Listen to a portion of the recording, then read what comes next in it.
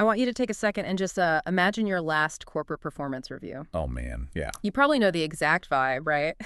The really sterile HR language, the rigid little check boxes you have to somehow fit your entire professional soul into. Right. And that sort of low-level hum of anxiety the whole time. Yeah, exactly. You just sit there under these awful fluorescent lights while someone literally quantifies your existence on a 5-point scale. So now, imagine taking that exact same bureaucratic, totally deadpan format and applying it to the entirety of human existence over the last 365 days. It is. Honestly, it's a staggering premise for a thought experiment. It really is. Taking the most profound, just messy, unquantifiable thing imaginable, humanity's triumphs and our absolute worst systemic failures, and forcing it all into a standard HR template, specifically template OUA7.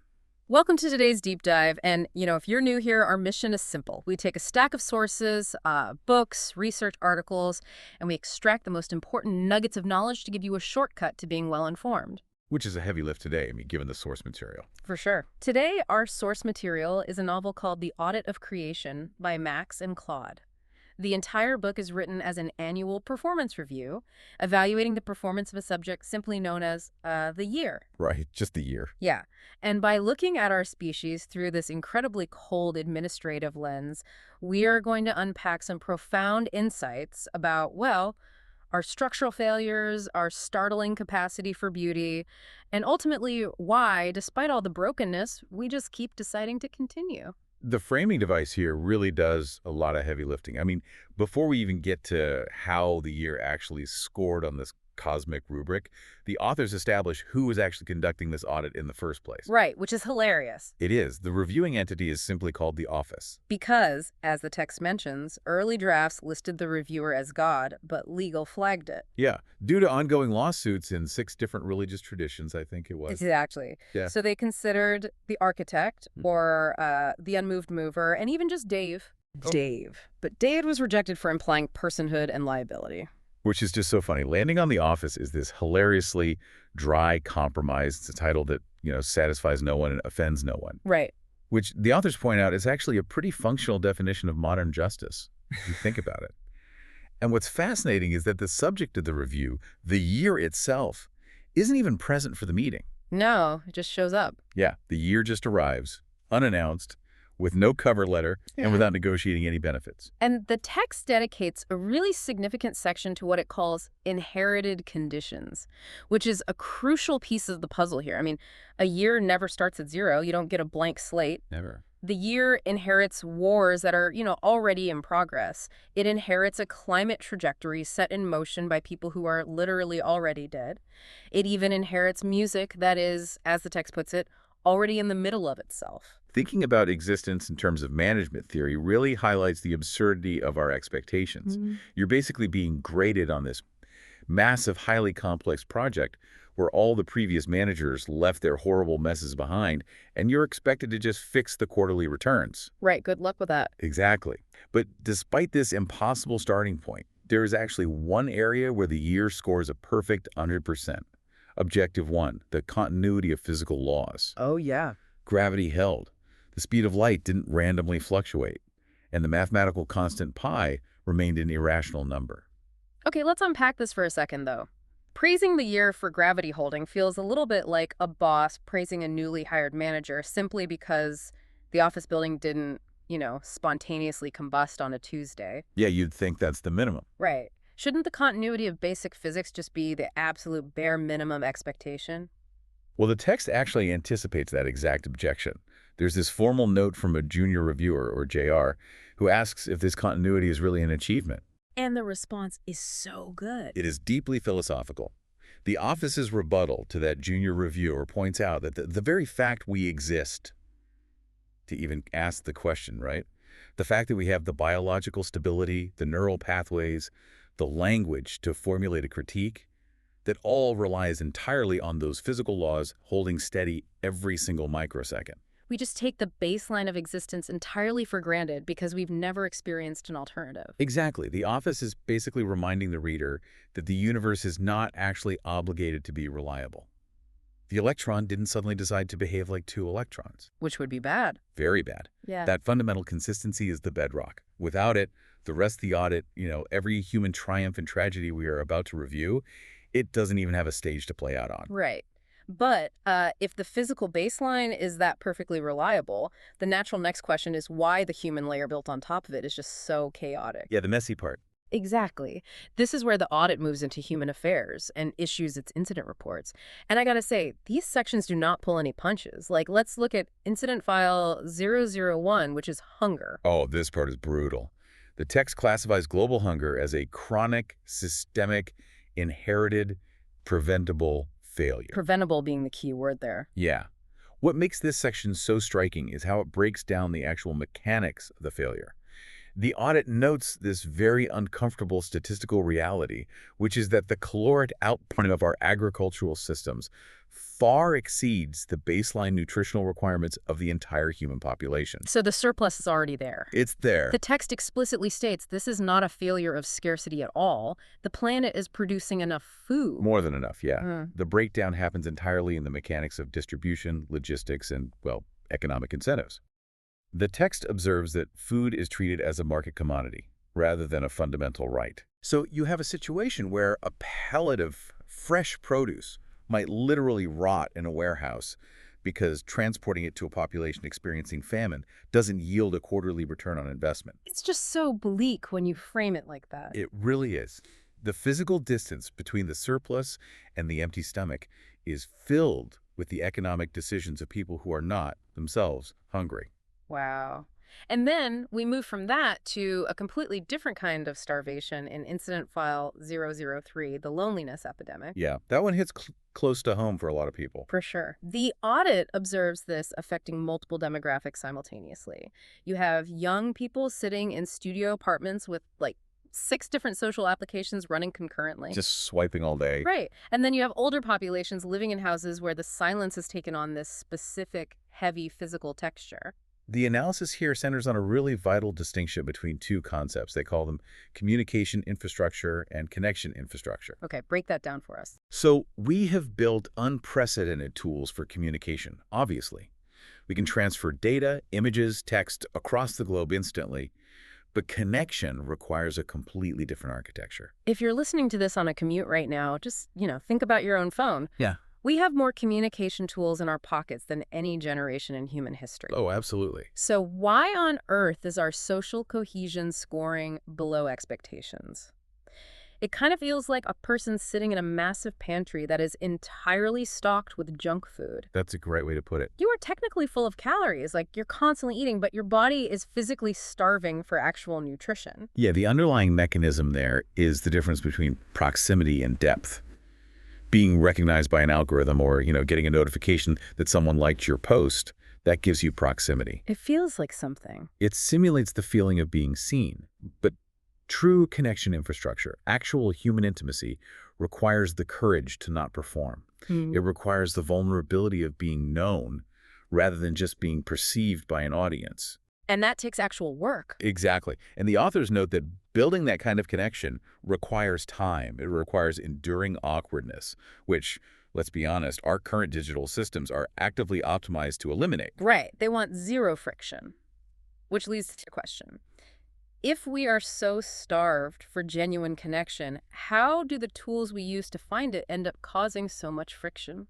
Well, that brings us right to incident file 004. The information environment. And just to be clear, we are just reporting the text's observation here on how digital spaces shape human behavior. Right, saying totally objective. The audit states that our information ecosystem actively penalizes nuance and heavily rewards fast, angry, tribal responses. The causality of that environment is really rooted in how human psychology interacts with algorithmic incentives.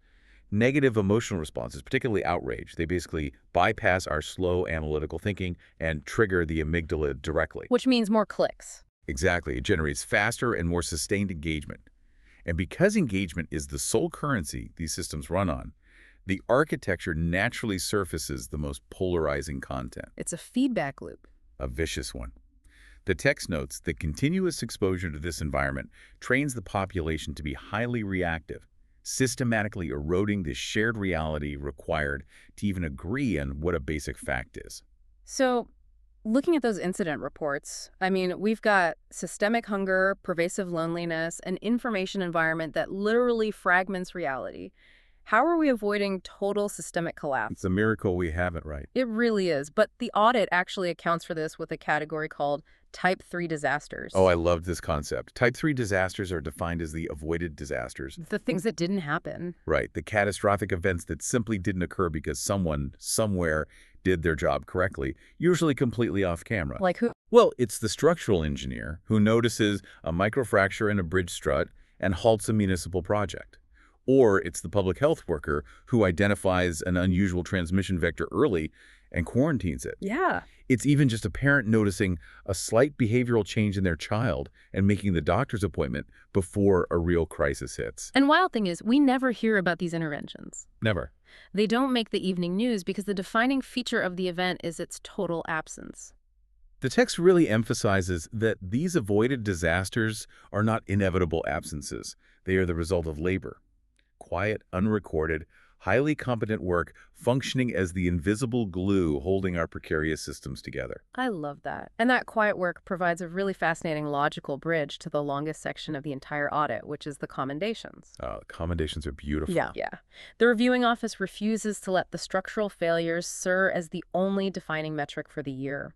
The section evaluating the preservation of beauty scores an incredibly rare exceeds expectations. And the methodology the audit uses to measure beauty is brilliant, honestly, because it ignores grand historical victories entirely. It's not about monuments. No, instead it measures micro-moments. Like a commendation is given to the shadow of a cloud moving across a hillside. Wow.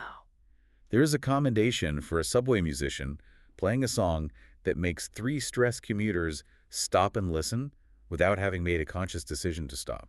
And bread gets its own specific commendation, Yes. which I just adore.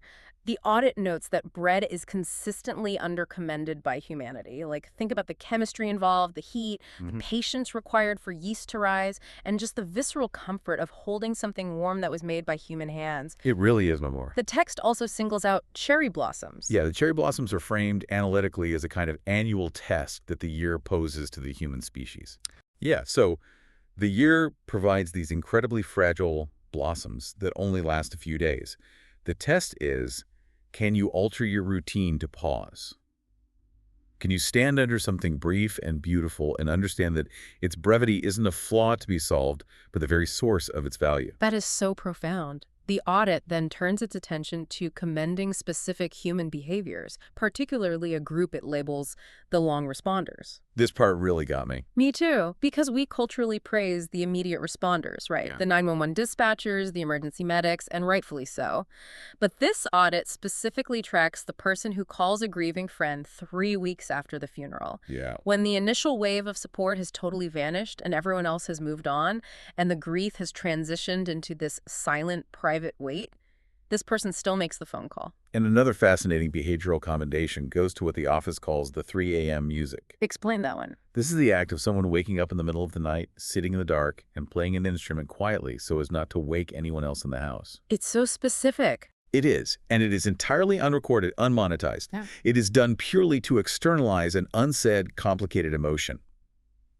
The office categorizes this as an act of honesty so private that it constitutes its own distinct form of courage. Okay, well, let me play devil's advocate here.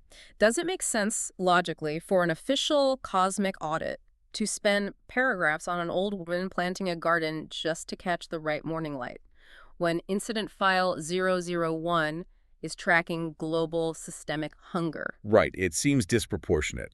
It kind of does. Focusing on a handwritten letter while the information environment collapses around us feels a bit like detailing the upholstery on the Titanic while it's going down. The office addresses that disparity head-on, actually. Their rationale is that the 900 structural beams that held firm deserve a document just as much as the one that snapped. Human psychology is evolutionarily conditioned to look at wreckage because threats require immediate attention. Wreckage is loud. Right, it demands our focus. Exactly. Okay. But the impulse to create a garden or write a letter isn't framed as some frivolous luxury or distraction in the text. It categorizes the creation of beauty as a core survival behavior. So the capacity for beauty is actually a mechanism for endurance. Yes, and the authors connect this endurance directly to what they call the pattern of repair. Okay. The audit explicitly uses the metaphor of the Japanese art of kintsugi. That's the practice of repairing broken pottery using lacquer dusted with powdered gold. Right, where the cracks are highlighted. Yes, the underlying philosophy is that you do not attempt to hide the damage. The break and the subsequent repair become a valued part of the object's history. Meaning humanity naturally leans toward the act of repair, even when we are the ones causing the breakage in the first place. Exactly. We break constantly. We do it systemically in our institutions, and we do it privately in our relationships. But the defining counterforce is that we try to fix things. We really do. People go back to the table after a bitter argument. Communities rebuild after horrible storms. We carry our gold seams visibly.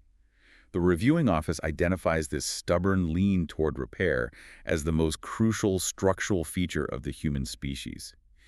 Even under the most degrading conditions imaginable, people will produce art, and they will perform totally unexpected acts of kindness. So having weighed all of this, the catastrophic systemic failures against this extraordinary, stubborn capacity for beauty and repair, the reviewing office must finally assign a quantitative score to the year. The moment of truth. Right. Section 7, the final score. And the official, finalized rating for humanity is a 3 out of 5. A 3 out of 5. Yep. The bureaucratic descriptor attached to the score meets expectations with notable exceptions in both directions. Okay, looking at everything we've just discussed, doesn't a 3 out of 5 feel like a massive cop-out? It feels like getting a C on a report card because the grading committee couldn't figure out if you were an absolute visionary or a complete menace to the stability of the universe, so they just split the difference down the middle to be safe. That reaction is exactly what the authors want the reader to feel, actually. And it's the philosophical crux of the entire thought experiment. The 3 is not a compromise, and it is definitely not a mathematical average. Then what is it? The text explains the incredible weight of the word "and." The year was the wars and the gardens. It was the logistics of hunger and the chemistry of the bread. It's the cognitive dissonance of holding two completely opposing truths simultaneously without letting one just invalidate the other. Exactly. The logic of the score holds up when you look at the alternatives. Think about it. Giving humanity a 4 would indicate that we made substantial structural progress on our systemic failures. Which the data shows we clearly didn't do. Right. The climate trajectory and the inequality that continued. But assigning a 2 would indicate that we failed our basic operational expectations, and we didn't do that either. We kept gravity going. We preserved the physical laws, we generated extraordinary art, and we executed millions of quiet, daily acts of love. The 3 is the only score that accurately holds the contradiction. But the text reveals that not everyone at the office agrees with this assessment, right? There is a formal dissent filed in the appendix by J.R., our junior reviewer. Yes. J.R. speaks up again? J.R. argues that the score should be elevated because the sheer act of trying has to count for something in the final calculus. J.R. points to the scientists spending decades working on cures they know they will not live to see. Yeah. They point to the teachers showing up to vastly underfunded classrooms, and the activists throwing their entire lives against seemingly unsolvable systemic walls. J.R. argues that this immense human effort matters, even if the tangible outcome hasn't materialized yet. And the office's formal response to that dissenting note is, honestly, one of the most powerful moments in the book. It really is. They tell J.R. that they agree completely. The trying is real, and the trying absolutely counts. But the trying is exactly what earns humanity the 3 instead of a 2. Oh, wow. Yeah. The performance rating is for the year in full, and the year includes the painful, persistent gap between our best efforts and our current outcomes.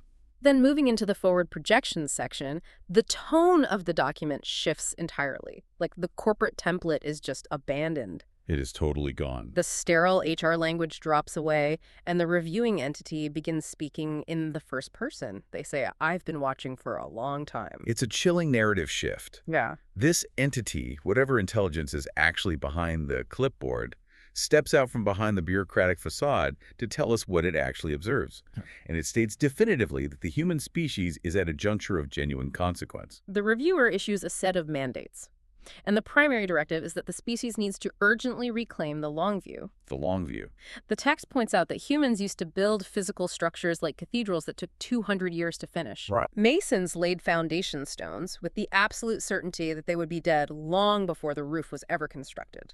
Communities planted specific types of trees for timber they knew they would never be the ones to harvest. They were building for a future they wouldn't see. Exactly. And the reviewer argues we have lost this temporal perspective, and we must apply that exact same long view to our climate models, to our technological development, and to our social inequality. To enable that long view, the reviewer issues a secondary mandate, which is that we must protect our places of thinking. What do they mean by that? This refers to the universities, the public libraries, the research labs, and the artistic spaces where people can sit with a highly complex, difficult question without the immediate economic pressure to produce a profitable answer. The text warns that defunding or commercializing those spaces is effectively defunding our species' capacity to conceptualize the future. So taking all of this into account, the inherited messes, the systemic failures, the kintsugi-like repairs, and the 3 out of 5 reality, the reviewer makes their final official recommendation for the year. The final verdict. Recommend continuation. We are unfinished. We are a species currently in the messy middle of becoming something else. And that unfinished state is exactly why the experiment must continue. The authors summarize this beautifully. They say, "The middle is where the bread is made and the letters are written." I love that quote. It's so good. Existence is never a completed project. We are always operating in the middle. Which brings this massive cosmic audit right down to the listener. The text includes a final message that cuts through all the administrative analysis to address the individual directly. It says, you are in the record. Every single day, you wake up into a world that you did not design, carrying your own specific history, your own specific limitations, and your own specific moments of grace. Even on the days when you feel entirely ordinary or, like you are falling slightly short of whatever internal rubric you measure yourself against, the audit says your specific existence, your specific daily effort is enough to justify the continuation of the world. That is. You are the trying that counts. The universe is keeping the receipts of your quietest, best moments. That is an incredibly profound reassurance to pull from such an administrative framing device. Which it really is. But before we wrap up this deep dive, there's one more detail from the audit we want to leave you with, just something for you to mull over today. Right. In the section Analyzing the Pattern of Forgetting, the text issues a very specific warning about human knowledge. It notes that while our species has become exceptionally good at saving data, backing up text, and storing images in the cloud, we are rapidly losing what it calls procedural knowledge. Yeah, procedural knowledge is the knowledge held physically in our bodies. It's the knowledge of how to do things with our hands. Like muscle memory. Exactly. Navigating by looking at the sky, reading the shifting weather patterns, or practicing a very specific physical craft. This is a type of knowledge that cannot be fully captured in an instruction manual or a YouTube video tutorial. It can only be truly transmitted by standing next to someone and watching them do it and feeling the tension in your own hands until you know how to do it yourself. You have to experience it. So we want to ask you, what physical bodily knowledge do you possess right now? Is it a family recipe that relies on feeling the dough rather than measuring the flour? Or a specific way of tending a garden. A mechanical skill. Because whatever that knowledge is, it might be permanently lost to the human record if you don't pull someone aside and physically show them how to do it this year. That's a huge responsibility. It is. When your own personal annual performance review rolls around, you don't want that checkbox left empty. Make sure you pass it on. You are in the record. Recommend continuation.